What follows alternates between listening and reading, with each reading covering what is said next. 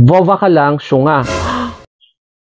Gusto ko yung top 10 mo, no questions asked, pero sana hindi siya ang nasa number 1 mo. Gets mo? Nakakasawa.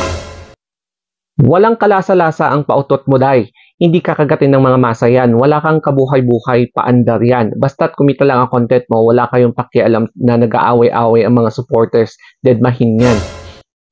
Toxic fans ng Miss Universe Philippines 2024. Sino sa palagay mo ang may pinaka-toxic na fans? Ito yung mga fans na i-message ka talaga directly sa inbox mo at mumurahin ka talaga nila. Hindi ko ina-expect ito na ganito kalala ang level ng toxicity level. Yung tipong ang score ay pwede mo nang gawing 20/10. Ganun kalala ang toxicity level. Hindi ko inaasahan na meron talagang magmumura sa akin sa inbox ko. Matagal na akong nagva-vlog about pageants. So, ilan lamang sa mga ito, yung mga binavlog ko, especially ngayong Miss Universe Philippines 2024. Sobrang nakakalungkot lang kasi hindi ko ina-expect na sobrang OA ang mga ibang fans kasi pati inbox ko talagang mini-message ako at minumura ako. Ang gusto ko lang naman is ibahagi sa inyo yung mga na-observe kong mga candidates na malakas ang laban. Hindi ko naman sinasabi na number 1 sila, tapos may issue pa pala kapag inuuna ko yung picture or panghuli yung picture. Mga ganun, no? Ang daming mga reaction na negative, very toxic. At hindi ko alam kung saan nanggagaling yung toxicity na yan. Unahin natin itong nag-message sa akin sa inbox. So, every time na nagpa-pageant vlog ako, nakaka-receive ako ng ganitong message. So ito yung isa. Bova ka lang, syunga. Ayan. And ayokong banggitin yung word kasi alam niyo naman, baka masisensor. Anyway, ito yung isa sa mga toxic na nare-receive kong comments whenever I will upload vlogs na hindi pabor sa kanilang candidates. As in, ganitong-ganito, hindi lang sa direct message and sa mga comment section na hindi ko alam kung bakit sila nanggagalaiting sa inis or galit sa akin kapag hindi ko first na in-upload or pinakita yung picture, yung last part yung picture ng candidates na bet nila, yung mga ganon. Hindi ko alam kung bakit kayo nag-overreact as in, napaka-OA. Ito naman yung second, dun sa comment section. So makikita nyo sa comment section, gusto ko yung top 10 mo. No questions asked. Pero sana, hindi siya ang number 1 mo. Gets mo? Nakakasawa. So syempre, wala naman akong binanggit na number 1. Siguro baka yung tinutukoy niya na baka ang pagka-interpret niya nung pinasok ko yung first picture, nagalit na siya kasi first picture pa lang, baka nag-react siya. So, kasalanan ko na naman ba kapag una sa picture yung pinakita kong candidate? So, syempre, nag-reply ako. Wala akong sinabi dyan na number 1. Gets mo? O, di ba? And nagpapasalamat ako sa mga ibang nasa comment section na syempre, niresbakan siya. And nakakalungkot talaga yung ganitong very, very toxic, overreacting talaga na eksena sa comment section. At marami pa kayong makikitang ganito sa iba't ibang pages, iba't ibang groups. Ito ang isa pang very toxic na comment.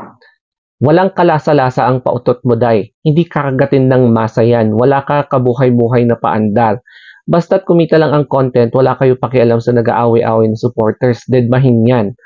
So, hindi ko alam kung ano yung pinupunto niya, kung sa pageant ba or meron siyang sinisingit na political issue.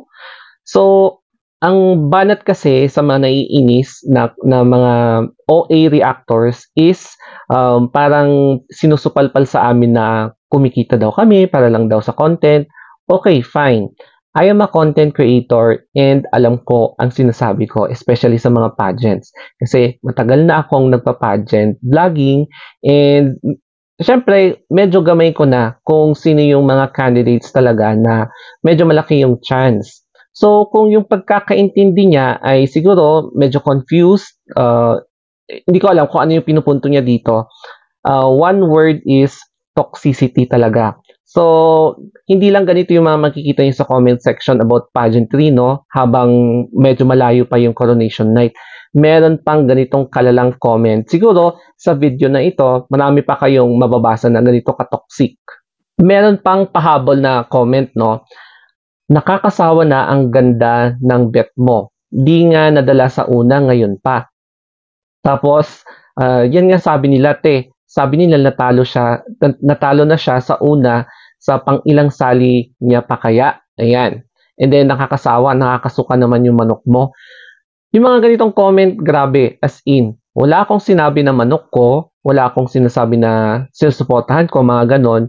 Sinasabi ko lang naman yung mga potential candidates na pwedeng makapasok sa top 10, top 5, mga ganyan. And grabe yung katoksikan talaga. Ito yung tinatawag nilang pageant kanal. Pageant kanal na mga fans, as in. Yung nag-i-spread negativity talaga sa comment section. Sa totoo lang, wala na akong pakialam kahit na marami pang pagmumura ang matatanggap ko sa comment section o kaya sa inbox. Kasi, unang sa lahat, this is my page, this is my video, and may karapatan ako kung ano yung gusto kong gawin dito sa video. Pero, nakakalungkot lang talaga kasi parang ang laki ng kasalanan ko kung hindi ko nauna yung picture ng mga candidates na gusto nyo, tapos nasa huli yung picture ng candidates na gusto nyo. As in, sobrang katoksikan talaga. Pero wala na akong pakialam dyan. Basta ang importante sa akin, ma-deliver ko yung content ko ng maayos. Basta kung ano yung gusto kong ilagay sa content ko, edi yun na lang. And I also suggest na gumawa din kayo ng video, i-edit nyo, and i-upload nyo para maranasan nyo rin kung ano yung feeling na nababash dahil hindi nyo nailagay yung mga candidates na gustong-gusto ng mga ibang fans. Okay, so that's it guys. Thank you so much and always remember na positive vibes lang. Mwah!